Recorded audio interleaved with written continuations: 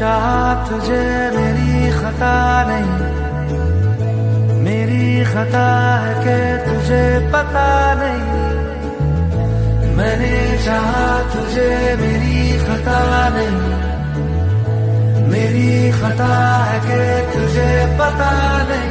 तेरे नाल प्रीता लाइया, ओ तेरे नाल प्रीता लाइया। वे माही तेनू खबर नहीं, तेरे नाल प्रीता लाइया।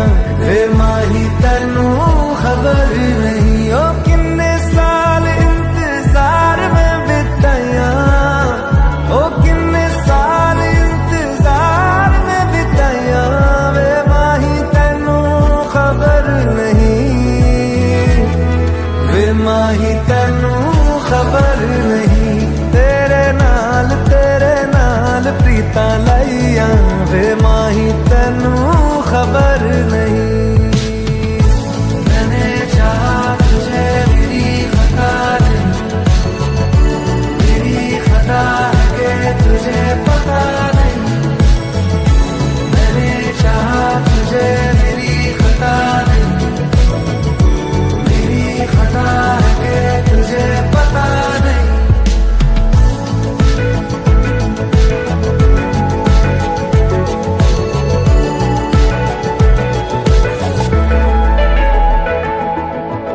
कुछ दिन मेरे यार पुराने की हो गया, की हो गया, की हो गया।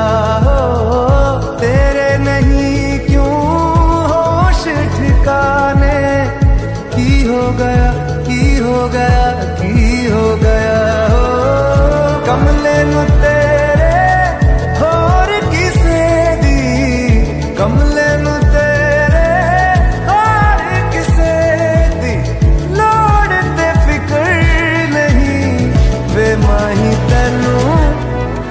माही तेनू खबर नहीं।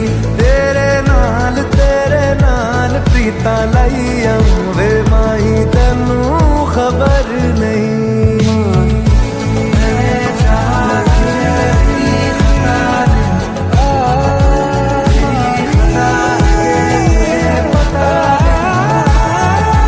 मैंने चाहा तुझे मेरी खता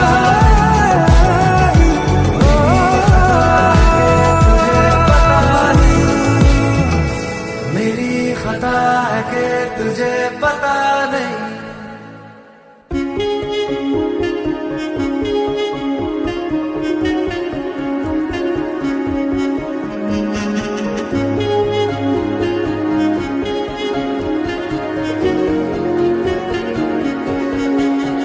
यारा तेरी कहानी में हो जिक्र मेरा, कहीं तेरी खामोशी में हो फिकर मेरा।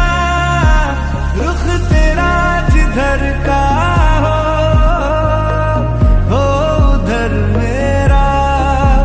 तेरी बाहों तलक ही है ये सफर मेरा। ओ माही, ओ माही, ओ माही, ओ माही, ओ माही, ओ माही, ओ माही, ओ माही। मेरी वफा पे हक हुआ तेरा। ओ माही, माही रे। ओ माही, ओ माही, ओ माही, ओ माही, ओ माही, ओ माही, ओ माही, ओ माही। तो मैं कयामत तक हुआ तेरा, तो मैं कयामत तक हुआ तेरा।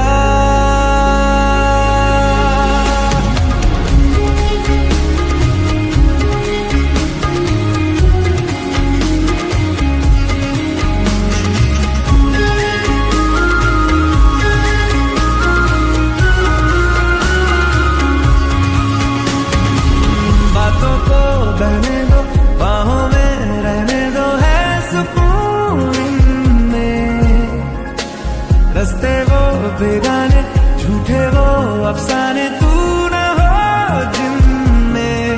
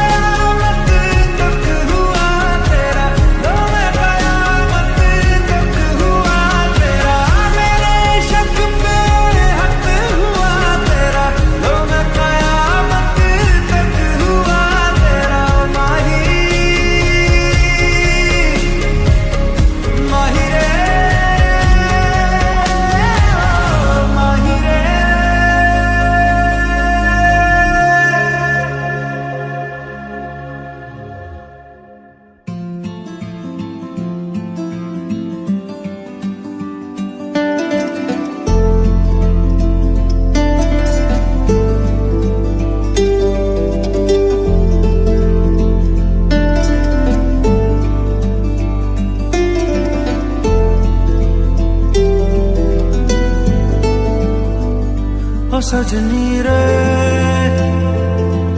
कैसे कटे दिन रात, कैसे हो तुझसे बात, तेरी याद सतावे रे। ओ सजनी रे कैसे कटे दिन रात, कैसे मिले तेरा साथ, तेरी याद सतावे रे।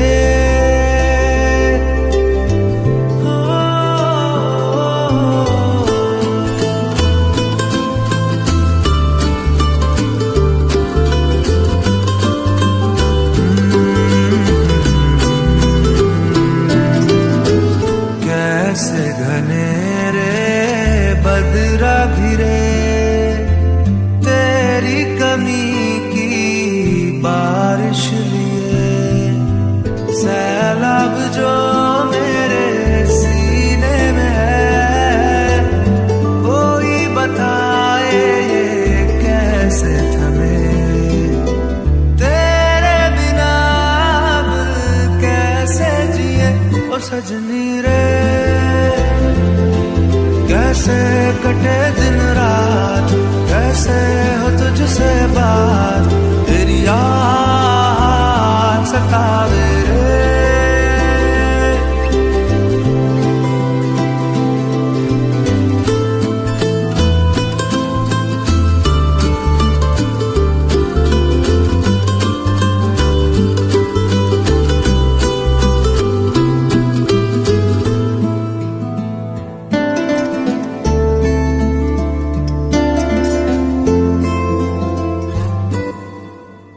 ओ सजनी रे कैसे कटे दिन रात, कैसे हो तुझसे बात, तेरी याद सतावे रे।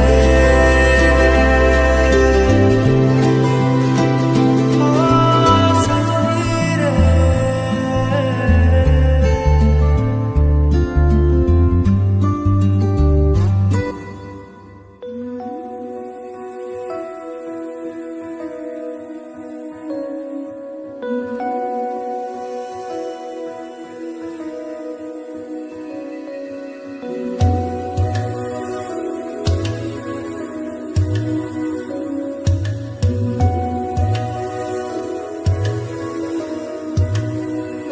फलक से मैं सितारे तोड़ के जमीन पे लाऊंगा, इजाजत दे जहां भी हो तेरी खुशी ले आऊंगा।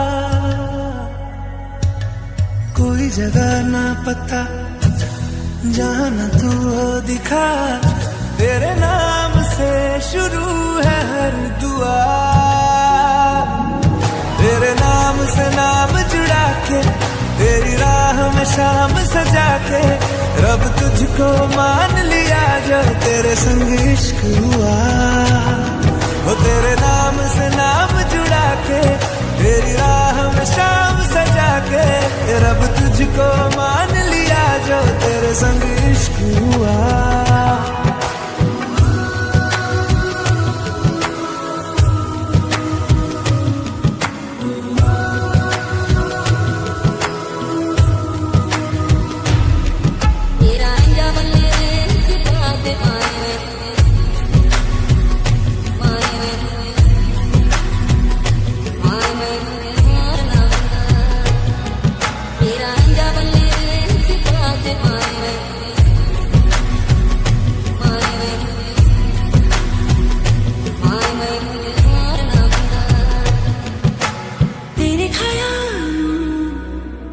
शहर में हूँ तूने मुझे बसा दिया, तू है किनारा तो लहर में हूँ, आके तुझे है छू लिया। तेरी सांसों में घुल गया हूँ, तेरे छूने से खिल गया हूँ, तेरी बातों ने ये क्या कर दिया। कोई जगह ना पता जहां तू हो दिखा, तेरे नाम से शुरू है हर दुआ, तेरे नाम से नाम जुड़ा के, तेरी राह में शाम सजा के, रब तुझको मान लिया जो तेरे संग इश्क हुआ। तेरे नाम से नाम जुड़ा के, तेरी राह में शाम सजा के, रब तुझको मान लिया जो तेरे संग इश्क हुआ।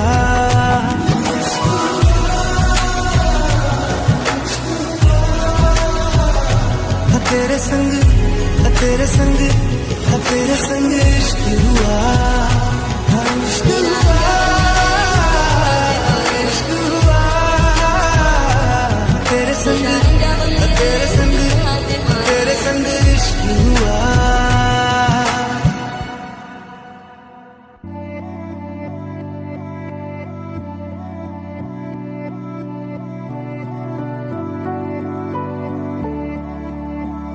वे कमलिया, वे कमलिया, वे कमलिया मेरे नादान दिल।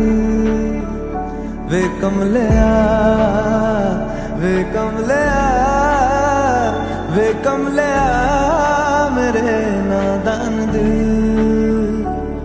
दो नैनों के पेचीदा सा गलियारे, इनमें खोकर तू मिलता है कहाँ। तुझको अंबर से पिंजरे ज्यादा प्यारे, उड़ जा कहने से सुनता भी तू है कहाँ। गल सुन ले आ, गल सुन ले आ, वे कमलिया मेरे नादान दिल। वे कमलिया, वे कमलिया, वे कमलिया मेरे नादान दिल।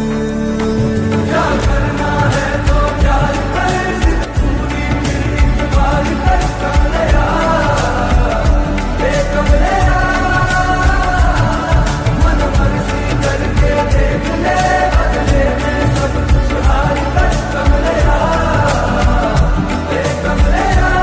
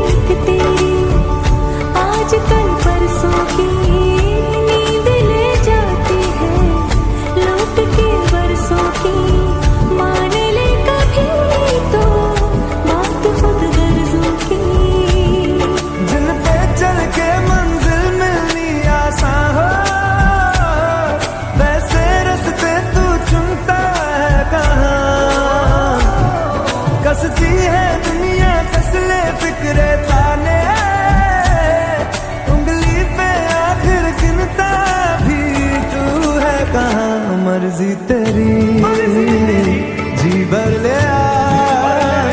वे कमलिया मेरे नादान दिल। वे कमलिया, वे कमलिया, वे कमलिया मेरे नादान दिल।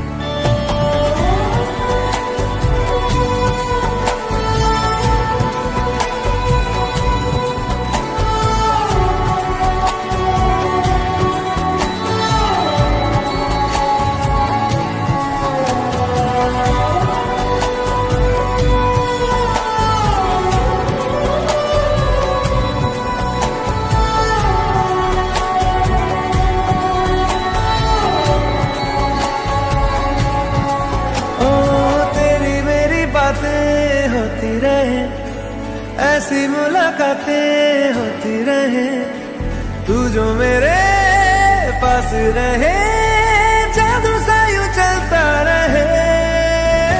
होना है जिससे वो हो जाने दो, खोना है इससे तो खो जाने दो, दूर से तो होगा नहीं, थोड़ा तो करीब आने दो। लाखों मिले कोई भी ना तुम सा मिला, ओ मेरा ये दिल तेरी ओर चलता गया ना रुका। मेरे यारा, मेरे यारा, मान जाना मेरे यारा। आके मुझे थाम ले, तू भी मेरा नाम ले।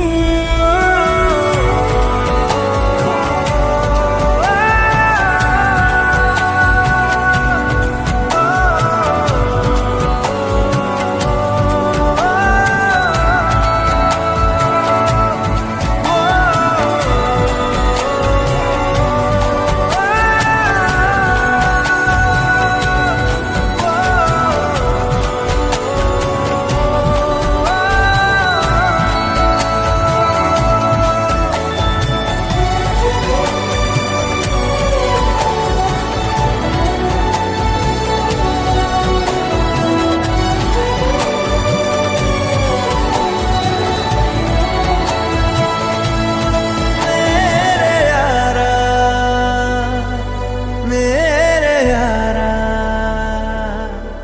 मान जाना मेरे यारा।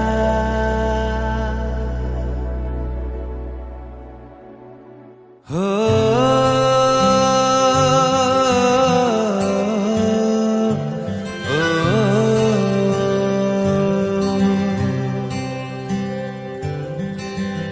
आधा तेरा इश्क आधा मेरा, ऐसे हो पूरा चंद्रमा। ओ तारा तेरा एक तारा मेरा, बाकी अंधेरा आसमां।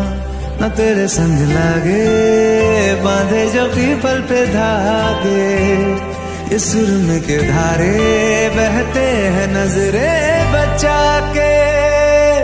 बदरंग में सतरंगा है ये इश्क रे, जोगी में और गंगा है ये इश्क रे। बदरंग में सतरंगा है ये इश्क रे, जोगी में और गंगा है ये इश्क रे।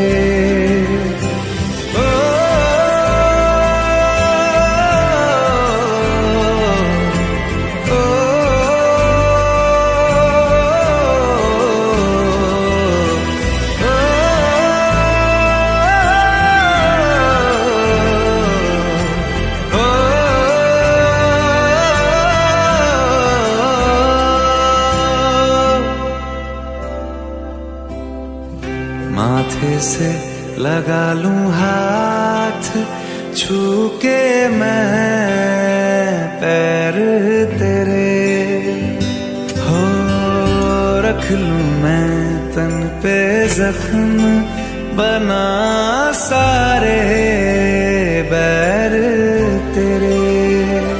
रुकना नी तू हुण रुसड़ा नी मैं, तेरा नी रहा तेना खुद दा भी मैं।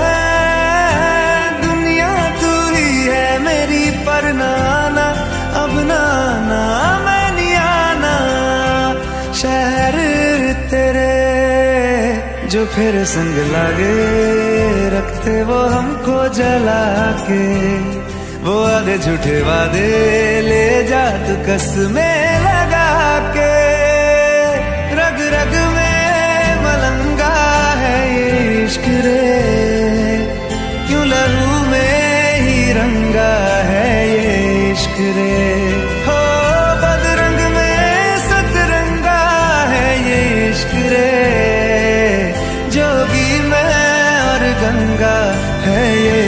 इश्क रे।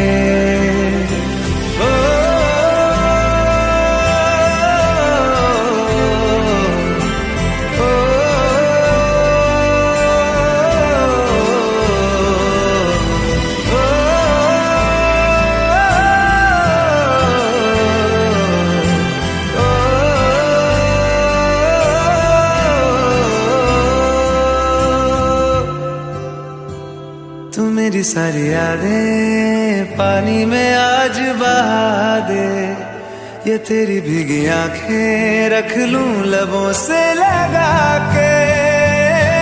मैं समंदर परिंदा है ये इश्क रे, मन मातम और जिंदा है ये इश्क रे। हो बदरंग में सतरंगा है ये इश्क रे, जोगी मैं और गंगा है ये इश्क रे। ओ बदरंग में सतरंगा है ये इश्क रे।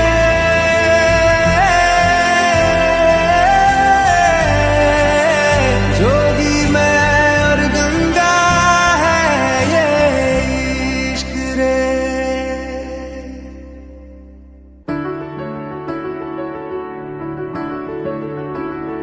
बेरंगे थे दिन, बेरंगी शामें आई है तुमसे रंगियां। फीके थे लम्हे जीने में सारे, आई है तुमसे नमकीनियां। बेइरादा रास्तों की बन गए हो मंजिले, मुश्किलें है तू ही से या तू ही हो मुश्किलें। तुम क्या मिले, तुम क्या मिले, हम ना रहे हम, तुम क्या मिले। जैसे मेरे दिल में खिले फागुन के मौसम, तुम क्या मिले, तुम क्या मिले, तुम क्या मिले, तुम क्या मिले, तुम क्या मिले।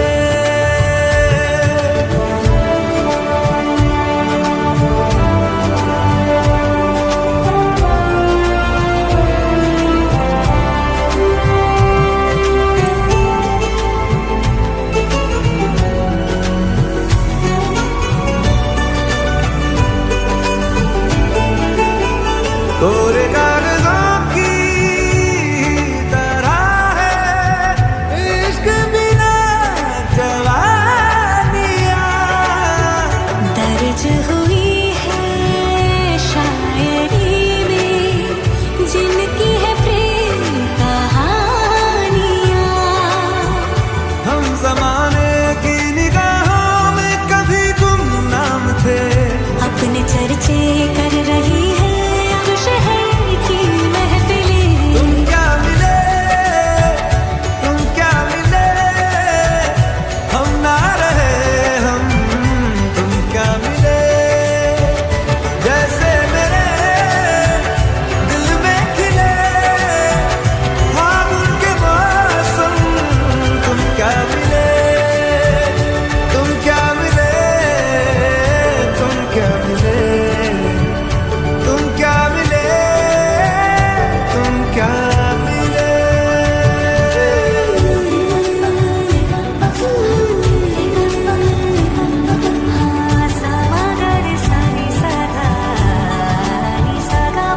हम थे रोजमर्रा के एक तरह के कितने सवालों में उलझे, उनके जवाबों के जैसे मिले झरने ठंडे पानी के हो रवानी में ऊंचे पहाड़ों से बहके, ठहरे तालाबों से जैसे मिले तो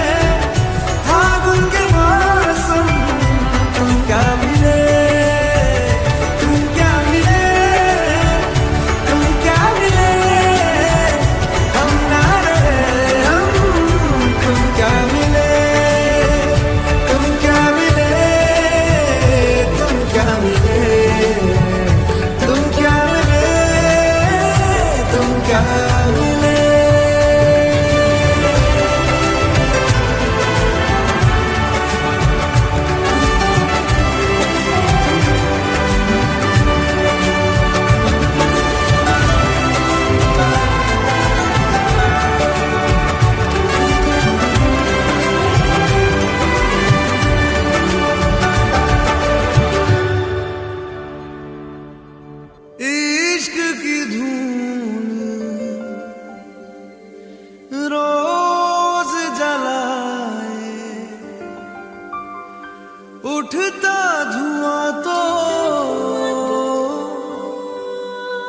कैसे छुपाए।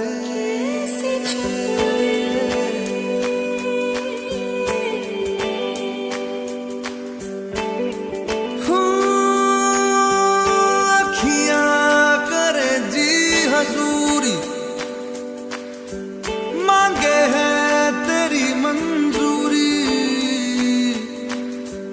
कजरा सियाही दिन रंग जाए, तेरी कस्तूरी रैन जगाए। मन मस्त मगन बस तेरा नाम दोहराए। मन मस्त मगन बस तेरा नाम दोहराए।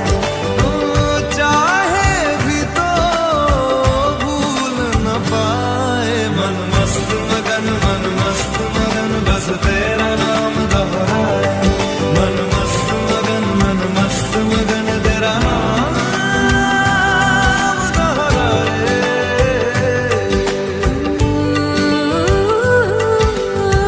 जोगिया जोग लगा के बखरा रोग लगा के, इश्क की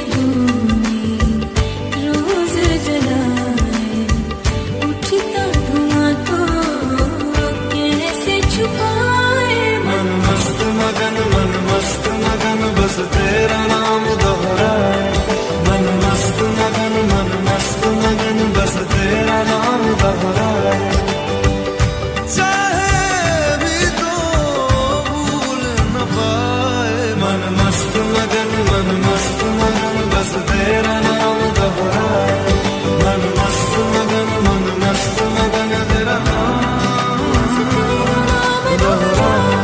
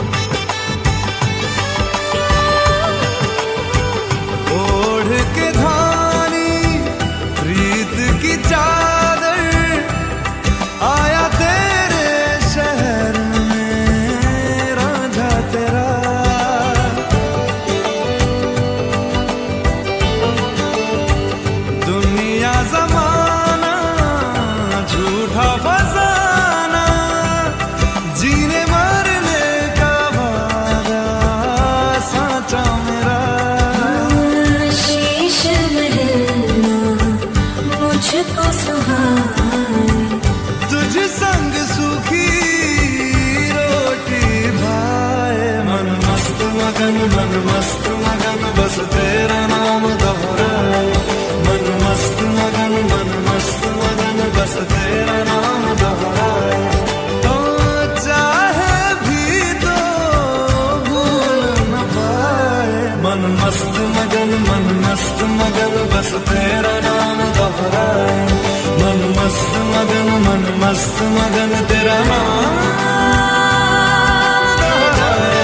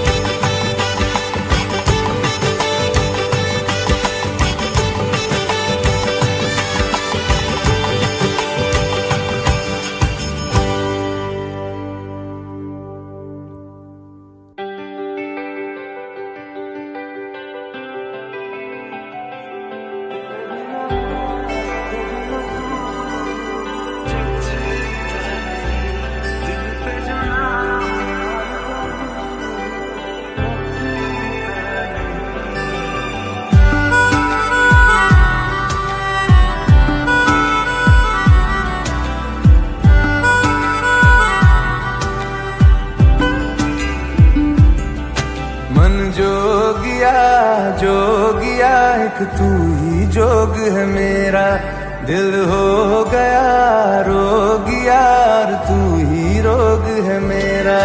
मन जोगिया जोगिया एक तू ही जोग है मेरा, दिल हो गया रोगिया और तू ही रोग है मेरा। उम्र भर मैं तेरी परवाह करूं कि मर जाऊं जो तुझे रुस्वा करूं, तू सपने देखे जिन्हें मैं पूरा करूं कि अब तो रब भी है दूजा पहला है तू। नेह का धागा जो लगायूं ना तोड़ जाना तू, ना छोड़ जाना तू, ना छोड़ जाना नेह का धागा जो लगायूं ना तोड़ जाना तू, ना छोड़ जाना तू, ना छोड़ जाना तू।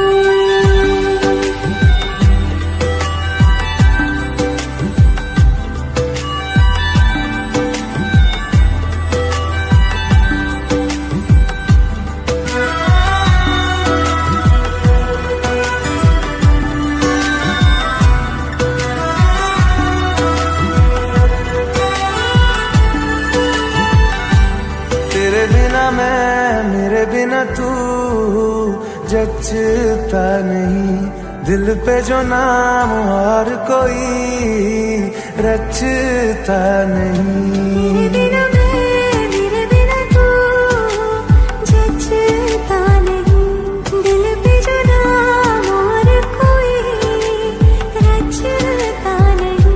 हाँ संग तेरा जरूरी है, नाम मंजूर दूरी है, मेरे हंसने पे रोने पे हक बस है तेरा। कि हर सुबह देखूं मैं चेहरा तेरा, तू सांसें बन जा मैं धड़कूं दिल की तरह। हाँ मेरी पलकों से ओझल होना तू ना, कि तुझको देखे बिना ना रह पाऊंगा। मन जोगिया जोगिया एक तू ही जोग है मेरा, दिल हो गया रोगिया और तू ही रोग है मेरा। मन जोगिया जोगिया एक तू ही जोग है मेरा, दिल हो गया रोगिया और तू ही रोग है मेरा। नेह का धागा जो लगायूं ना तोड़ जाना तू, ना छोड़ जाना तू, ना छोड़ जाना नेह तू। का धागा जो लगायूं ना तोड़ जाना तू, ना छोड़ जाना तू, ना छोड़ जाना तू।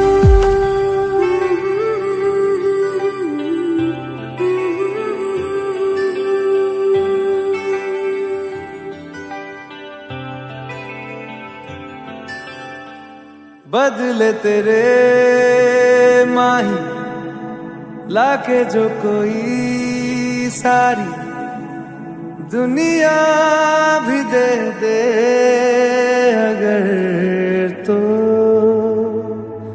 जरा उस क्षण की कल्पना कीजिए जब मनुष्य की सांसें रुक जाती हैं, शरीर बिस्तर पर पड़ा होता है लेकिन आत्मा धीरे धीरे शरीर से अलग होने लगती है। उस पल इंसान को समझ ही नहीं आता कि अभी अभी क्या हुआ है। चारों तरफ लोग रो रहे होते हैं पर वो उन्हें छू नहीं सकता, बोल नहीं सकता, और अचानक उसे एहसास होता है कि अब उसकी यात्रा शुरू हो चुकी है। गरुड़ पुराण के अनुसार मृत्यु के बाद आत्मा को एक ऐसी यात्रा पर निकलना पड़ता है जहां हर कदम पर भय छिपा होता है।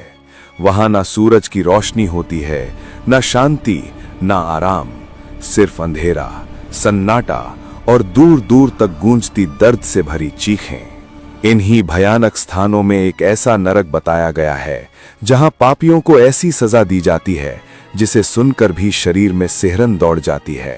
ये नरक उन लोगों के लिए बताया गया है जिन्होंने जीवन में दूसरों को दर्द दिया, छल किया, कमजोरों को सताया और अपने स्वार्थ के लिए निर्दोष लोगों का जीवन बर्बाद किया। जब ऐसी आत्माओं को वहां लाया जाता है तो सबसे पहले उन्हें लोहे की भारी जंजीरों से बांध दिया जाता है। चारों तरफ का दृश्य किसी डरावने स्वप्न से भी अधिक भयानक होता है। भूमि काली और जली हुई होती है, हवा में धुएं और पीड़ा की गंध फैली होती है और हर दिशा से आती कराहें उस स्थान को और भी भयावह बना देती हैं। लेकिन असली भय तब शुरू होता है जब आकाश से एक अजीब सी आवाज सुनाई देती है। वो आवाज किसी सामान्य पक्षी की नहीं होती, वो इतनी भारी और डरावनी होती है कि सुनते ही आत्मा का अस्तित्व कांप उठता है। और फिर धीरे धीरे आकाश में एक विशाल छाया दिखाई देने लगती है। वो छाया किसी पहाड़ जितनी बड़ी लगती है। जैसे जैसे वो नीचे आती है उसकी भयानक आकृति स्पष्ट होने लगती है।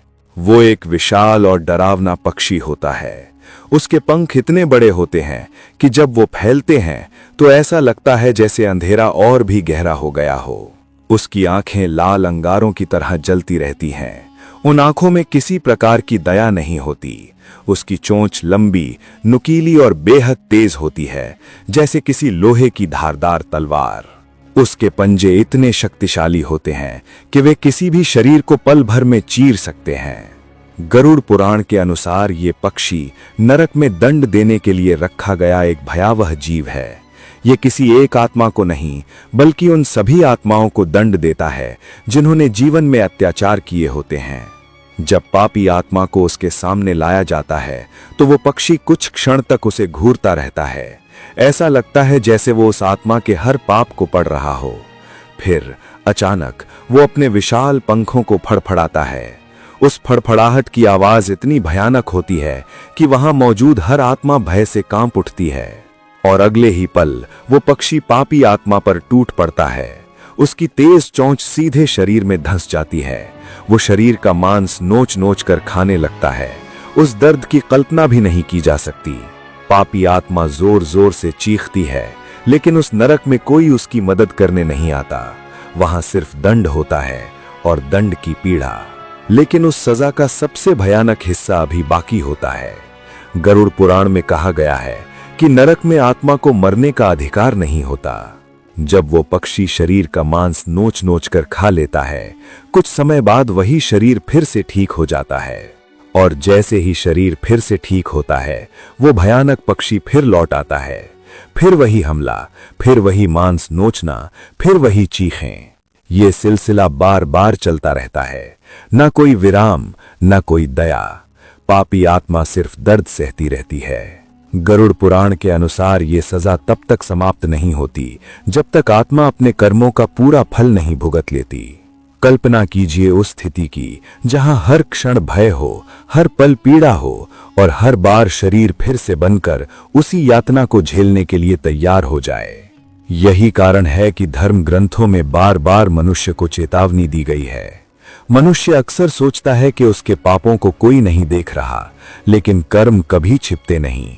जब शरीर समाप्त हो जाता है और आत्मा यमलोक के सामने खड़ी होती है, तब जीवन का हर कर्म सामने आ जाता है। वहां न धन काम आता है, न शक्ति, न अहंकार, सिर्फ कर्मों का हिसाब होता है। और वही हिसाब तय करता है कि आत्मा को स्वर्ग का सुख मिलेगा या फिर ऐसे भयावह नरकों की असहनीय यातना। इसलिए कहा जाता है, पाप करते समय मनुष्य को शायद डर नहीं लगता, लेकिन अगर वो सच में ये समझ ले कि मृत्यु के बाद क्या हो सकता है, तो शायद वो गलत कर्म करने से पहले ही कांप उठे। क्योंकि गरुड़ पुराण में वर्णित ये भयावह दंड केवल डराने के लिए नहीं है, ये मनुष्य को याद दिलाने के लिए है कि जीवन में किए गए हर कर्म का परिणाम अवश्य मिलता है। जरा उस क्षण की कल्पना कीजिए जब मनुष्य की सांसें रुक जाती हैं, शरीर बिस्तर पर पड़ा होता है, लेकिन आत्मा धीरे धीरे शरीर से अलग होने लगती है। उस पल इंसान को समझ ही नहीं आता कि अभी अभी क्या हुआ है। चारों तरफ लोग रो रहे होते हैं, पर वो उन्हें छू नहीं सकता, बोल नहीं सकता। और अचानक उसे एहसास होता है कि अब उसकी यात्रा शुरू हो चुकी है। गरुड़ पुराण के अनुसार मृत्यु के बाद आत्मा को एक ऐसी यात्रा पर निकलना पड़ता है जहां हर कदम पर भय छिपा होता है। वहां ना सूरज की रोशनी होती है, ना शांति, ना आराम, सिर्फ अंधेरा, सन्नाटा और दूर दूर तक गूंजती दर्द से भरी चीखें। इन्हीं भयानक स्थानों में एक ऐसा नरक बताया गया है जहां पापियों को ऐसी सजा दी जाती है जिसे सुनकर भी शरीर में सिहरन दौड़ जाती है। ये नरक उन लोगों के लिए बताया गया है जिन्होंने जीवन में दूसरों को दर्द दिया, छल किया, कमजोरों को सताया और अपने स्वार्थ के लिए निर्दोष लोगों का जीवन बर्बाद किया। जब ऐसी आत्माओं को वहां लाया जाता है तो सबसे पहले उन्हें लोहे की भारी जंजीरों से बांध दिया जाता है। चारों तरफ का दृश्य किसी डरावने स्वप्न से भी अधिक भयानक होता है। भूमि काली और जली हुई होती है, हवा में धुएं और पीड़ा की गंध फैली होती है और हर दिशा से आती कराहें उस स्थान को और भी भयावह बना देती हैं। लेकिन असली भय तब शुरू होता है जब आकाश से एक अजीब सी आवाज सुनाई देती है। वो आवाज किसी सामान्य पक्षी की नहीं होती, वो इतनी भारी और डरावनी होती है कि सुनते ही आत्मा का अस्तित्व कांप उठता है। और फिर धीरे धीरे आकाश में एक विशाल छाया दिखाई देने लगती है। वो छाया किसी पहाड़ जितनी बड़ी लगती है। जैसे जैसे वो नीचे आती है उसकी भयानक आकृति स्पष्ट होने लगती है। वो एक विशाल और डरावना पक्षी होता है। उसके पंख इतने बड़े होते हैं कि जब वो फैलते हैं तो ऐसा लगता है जैसे अंधेरा और भी गहरा हो गया हो। उसकी आंखें लाल अंगारों की तरह जलती रहती हैं। उन आंखों में किसी प्रकार की दया नहीं होती। उसकी चोंच लंबी, नुकीली और बेहद तेज होती है, जैसे किसी लोहे की धारदार तलवार। उसके पंजे इतने शक्तिशाली होते हैं कि वे किसी भी शरीर को पल भर में चीर सकते हैं। गरुड़ पुराण के अनुसार ये पक्षी नरक में दंड देने के लिए रखा गया एक भयावह जीव है। ये किसी एक आत्मा को नहीं बल्कि उन सभी आत्माओं को दंड देता है जिन्होंने जीवन में अत्याचार किए होते हैं। जब पापी आत्मा को उसके सामने लाया जाता है तो वो पक्षी कुछ क्षण तक उसे घूरता रहता है। ऐसा लगता है जैसे वो उस आत्मा के हर पाप को पढ़ रहा हो। फिर अचानक वो अपने विशाल पंखों को फड़फड़ाता है। उस फड़फड़ाहट की आवाज इतनी भयानक होती है कि वहां मौजूद हर आत्मा भय से कांप उठती है और अगले ही पल वो पक्षी पापी आत्मा पर टूट पड़ता है। उसकी तेज चोंच सीधे शरीर में धंस जाती है। वो शरीर का मांस नोच नोच कर खाने लगता है। उस दर्द की कल्पना भी नहीं की जा सकती। पापी आत्मा जोर जोर से चीखती है, लेकिन उस नरक में कोई उसकी मदद करने नहीं आता। वहां सिर्फ दंड होता है और दंड की पीड़ा। लेकिन उस सजा का सबसे भयानक हिस्सा अभी बाकी होता है। गरुड़ पुराण में कहा गया है कि नरक में आत्मा को मरने का अधिकार नहीं होता। जब वो पक्षी शरीर का मांस नोच नोच कर खा लेता है, कुछ समय बाद वही शरीर फिर से ठीक हो जाता है। और जैसे ही शरीर फिर से ठीक होता है, वो भयानक पक्षी फिर लौट आता है। फिर वही हमला, फिर वही मांस नोचना, फिर वही चीखें। ये सिलसिला बार बार चलता रहता है। ना कोई विराम, ना कोई दया। पापी आत्मा सिर्फ दर्द सहती रहती है। गरुड़ पुराण के अनुसार ये सजा तब तक समाप्त नहीं होती जब तक आत्मा अपने कर्मों का पूरा फल नहीं भुगत लेती। कल्पना कीजिए उस स्थिति की जहां हर क्षण भय हो, हर पल पीड़ा हो और हर बार शरीर फिर से बनकर उसी यातना को झेलने के लिए तैयार हो जाए। यही कारण है कि धर्म ग्रंथों में बार बार मनुष्य को चेतावनी दी गई है। मनुष्य अक्सर सोचता है कि उसके पापों को कोई नहीं देख रहा, लेकिन कर्म कभी छिपते नहीं। जब शरीर समाप्त हो जाता है और आत्मा यमलोक के सामने खड़ी होती है, तब जीवन का हर कर्म सामने आ जाता है। वहां न धन काम आता है, न शक्ति, न अहंकार, सिर्फ कर्मों का हिसाब होता है। और वही हिसाब तय करता है कि आत्मा को स्वर्ग का सुख मिलेगा या फिर ऐसे भयावह नरकों की असहनीय यातना।